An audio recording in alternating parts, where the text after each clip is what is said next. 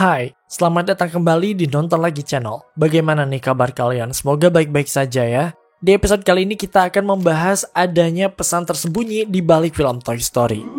Rupanya film satu ini tuh menyelipkan banyak hal yang seharusnya hanya diketahui oleh orang dewasa. Hati-hati loh, anak-anak sebaiknya mungkin tidak perlu tahu deh karena pesan tersembunyi ini sangat berbahaya. Penasaran dengan pesannya? Tonton video ini sampai akhir dan bersiaplah.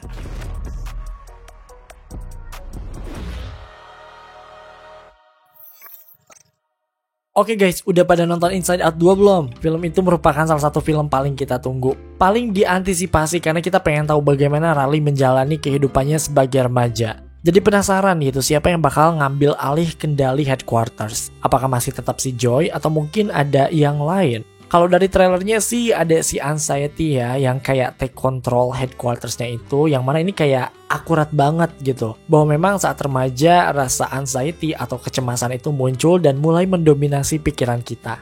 Dan anyways, kita tuh sebelum nonton Inside Out 2 kemarin lumayan ke-trigger tuh untuk menonton film Disney Pixar yang lain. Kemarin kita sempat rewatch Big Hero 6, Monster University, dan juga Toy Story. Nah, pas rewatch kemarin kayaknya nih kita notice ada sesuatu dalam film Toy Story yang mungkin ini agak liar gitu ya.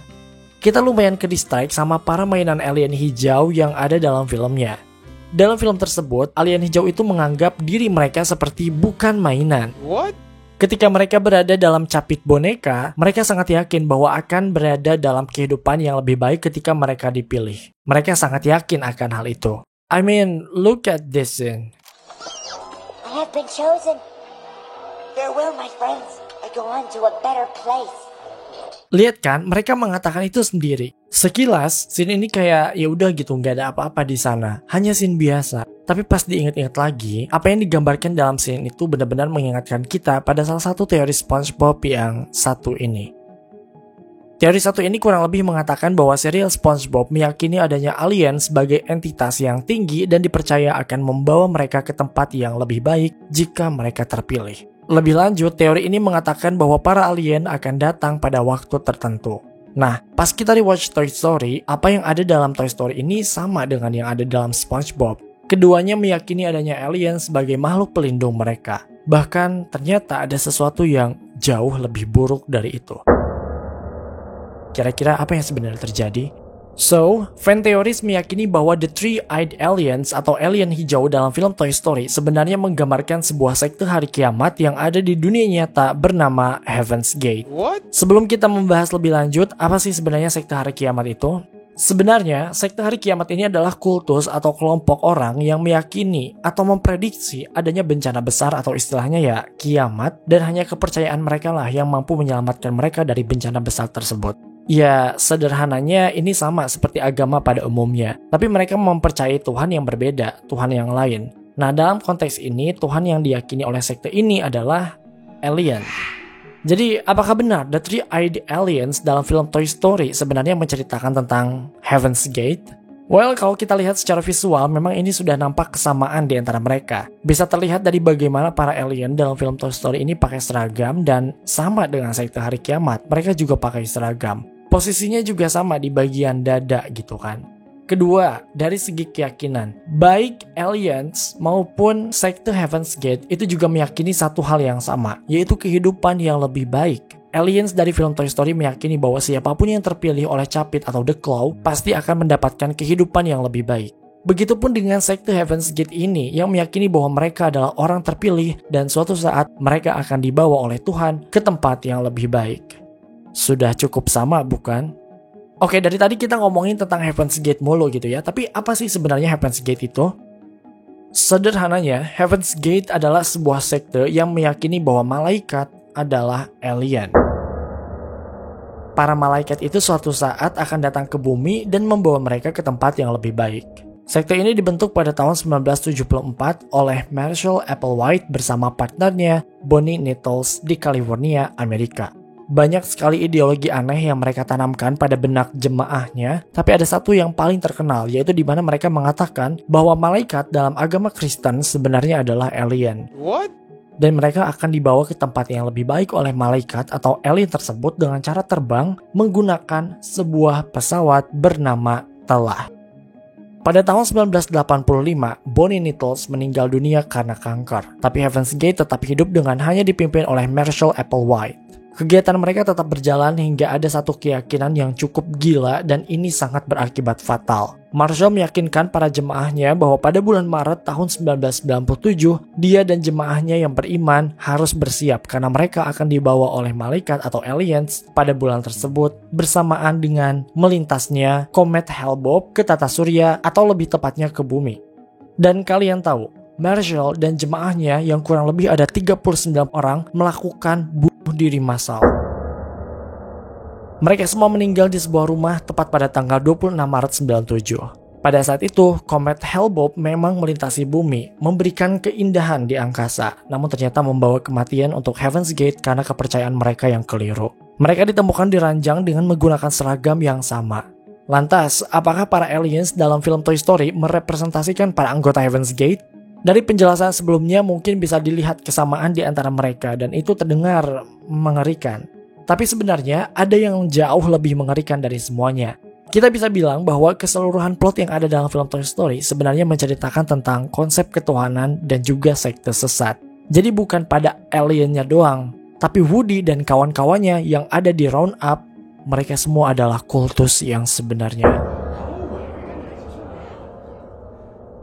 Oke, sadarkah kalian bahwa Toy Story memiliki konsep sebuah universe yang sangat dinamis? Maksudnya, judulnya memang Toy Story, cerita para mainan. Tapi mereka berhasil membuat ceritanya lebih dinamis karena mereka melibatkan anak-anak di sana. Para mainan ingin sekali menjadi mainan favorit anak-anak mereka. Merupakan sebuah kebanggaan ketika sebuah mainan jadi objek paling disayangi oleh anak-anak. Bukankah konsep tersebut terdengar seperti konsep hamba dan Tuhan dalam sebuah agama? What? Oke, ini kita disclaimer dulu ya. Buat kalian para penonton, jangan terlalu serius ya. Ini hanyalah teori dan tidak bermaksud untuk menyinggung agama manapun. Di sini kita cuma have fun aja gitu ya. Jadi jangan, ya chill aja gitu. So, balik lagi ke Toy Story. Konsep hamba dan Tuhan mungkin bisa kita lihat dari bagaimana hubungan antara mainan dan manusia dalam film ini. Coba kalian ingat, dalam film ini, Woody adalah mainan yang sangat menyayangi Andy. Dia sadar bahwa dirinya adalah mainan dan Andy adalah masternya atau mungkin Tuhan untuknya. Dalam film ini, Woody digambarkan sebagai karakter pemimpin dari mainan lain yang mana bisa diasumsikan bahwa keyakinannya sebagai mainan dan rasa sayangnya pada Andy mungkin jauh lebih besar dibanding dengan mainan lain. Lalu, apa hasilnya? Tentu saja kita bisa melihat bahwa Woody mendapat kasih sayang yang lebih dari Andy. Ia menjadi mainan favoritnya. Dia menjadi mainan yang paling diperhatikan. Bukankah ini sama dengan konsep hubungan antara hamba dan Tuhan dalam dunia kita? Beberapa agama meyakini bahwa jika ada seorang hamba yang imannya kuat, rajin ibadah, meyakini dirinya sebagai manusia untuk beribadah, pasti dia akan dinotis atau mungkin istilahnya kayak diperhatikan gitu oleh Tuhan. Bukankah ini sejalan dengan konsep yang ada dalam film Toy Story? Walaupun terdengar sama, namun tetap ada perbedaan yang mencolok di sini. Kalau di dunia kita, kepercayaan kepada Tuhan meyakini bahwa Tuhan itu ada di atas. Dia yang maha tahu semua yang dilakukan oleh manusia. Semua yang dilakukan oleh hambanya, dia tahu. Tapi dalam film Toy Story ini, konsepnya itu terbalik. Anak manusia yang direpresentasikan sebagai Tuhannya para mainan, justru tidak tahu banyak hal tentang mainan. Mereka tidak tahu bahwa mainan itu bisa hidup dan malah sebaliknya, para mainanlah yang lebih tahu master mereka. Para mainan itulah yang melakukan observasi terhadap master alias Tuhan mereka. Dalam kepercayaan Yunani kuno, ada sebuah kepercayaan yang disebut dengan disteism, di mana kepercayaan ini menganggap bahwa entitas yang lebih tinggi dari manusia atau Tuhan, atau di mereka mungkin sebutannya dewa, meyakini bahwa dewa itu tuh tidak sepenuhnya baik dan bahkan bisa memiliki sifat jahat. Kita tahu ya bahwa di Yunani kuno itu banyak dewa dan memang beberapa di antaranya memiliki riwayat yang buruk. Jika para anak manusia dianggap sebagai Tuhan atau dewa oleh para mainan, maka konteks disteism ini sangat cocok dengan karakter Sid. Dia adalah karakter anak yang nakal, bahkan memiliki tujuan ingin merusak mainan. Oke, sekarang mari kita lihat lebih dalam film Toy Story ini dari perspektif ketuhanan. Seperti yang disebutkan sebelumnya, Woody adalah mainan favorit dari Andy. Ini disebabkan karena dirinya meyakini bahwa dirinya adalah mainan. Dalam Toy Story, Woody tidak pernah menanyakan atau meragukan apapun keputusan Andy. Dia benar-benar percaya pada apa yang telah Andy lakukan padanya dan teman-temannya. Ingat dalam film Toy Story 3, Woody menyemangati teman-temannya saat Andy sudah tumbuh dewasa. Woody benar-benar setia pada masternya itu. Dia tidak mempertanyakan apapun, kecuali saat Buzz Lightyear pertama kali datang. Buzz hadir di tengah zona nyamannya sebagai mainan atau hamba favorit Tuhan. Kehadirannya benar-benar membuat Woody terkejut. Bukan hanya temannya yang berpaling, tapi Woody juga merasa telah diabaikan oleh Andy. Dia mulai merasakan krisis dalam dirinya yang menyebabkan munculnya keraguan dan sisi jahat dari dalam diri Woody. Kita tentu ingat saat Woody secara tidak langsung telah menyebabkan Buzz jatuh dari jendela kamar hingga akhirnya mereka berdua berakhir di rumahnya Sid. Fan teoris mempercayai bahwa baik Woody maupun Buzz dalam fase ini, dalam konteks ketuhanan, mereka tuh kayak sedang diberi cobaan. Woody sebagai mainan yang selalu difavoritkan oleh Andy diuji dengan dirinya yang diabaikan dan tidak diperhatikan. Sementara Buzz, dia kebalikannya. Dia itu tidak beriman, dia sama sekali tidak percaya bahwa dirinya adalah mainan, tapi somehow dia jadi mainan favorit Andy. Puncaknya adalah saat mereka berada di rumah Sid, keduanya saling membantu. Woody menyadari bahwa tindakannya salah karena telah membuat Buzz celaka. Di sisi lain, Buzz akhirnya juga menyadari bahwa dirinya adalah mainan, bukan astronot luar angkasa sungguhan. Buzz menemukan imannya selama dalam petualangannya bersama Woody. Mereka semua akhirnya menjadi mainan favorit Andy. Aduh, gila ya, bahasan kita hari ini cukup mind-blowing gitu ya untuk sebuah animasi. Kalau begitu, apa kalian percaya dengan teori ini? Komen di bawah. Terima kasih karena telah menonton video ini hingga akhir. Luangkan waktu untuk... Wait. Ada yang kelupaan guys. Tunggu deh. Kalau misalnya Woody, Buzz, dan mainan lainnya adalah hamba yang memiliki Tuhan, yaitu Andy, lalu bagaimana dengan Jessie dan Stinky Pete dalam film Toy Story 2? Dalam film tersebut, Jessie dan Stinky Pete begitu bersemangat ketika mereka akan dibawa terbang menggunakan pesawat ke Jepang untuk disimpan di sebuah museum. Mereka bahkan memaksa Woody untuk ikut terbang menggunakan pesawat ke Jepang untuk dipajang di museum. Bukannya museum adalah tempat umum di mana tidak ada seorang pun yang bisa memiliki mereka. Tidak ada Tuhan di museum. Kenapa Jessie dan Stinky Pete begitu bersemangat? Apa mungkin sebenarnya mereka berdua adalah Heaven's Gate yang ada dalam universe Toy Story?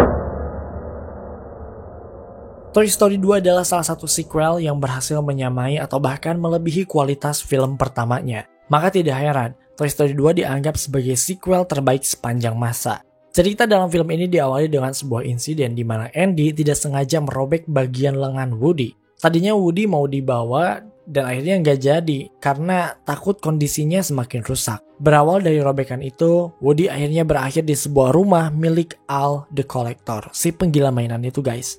Nah, di rumahnya atau mungkin di apartemennya itu, Woody bertemu dengan kawan-kawannya dari Woody's Roundup.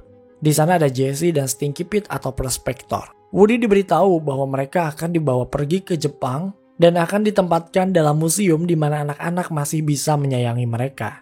Namun mereka tidak bisa disentuh oleh anak-anak.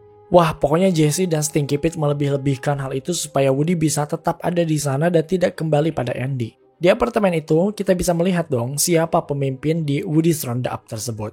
Bukan Woody, melainkan Prospector atau Stinky Pete. Dia cocok sebagai profil seorang pemuka agama yang berusaha ngajak login manusia-manusia yang kebingungan.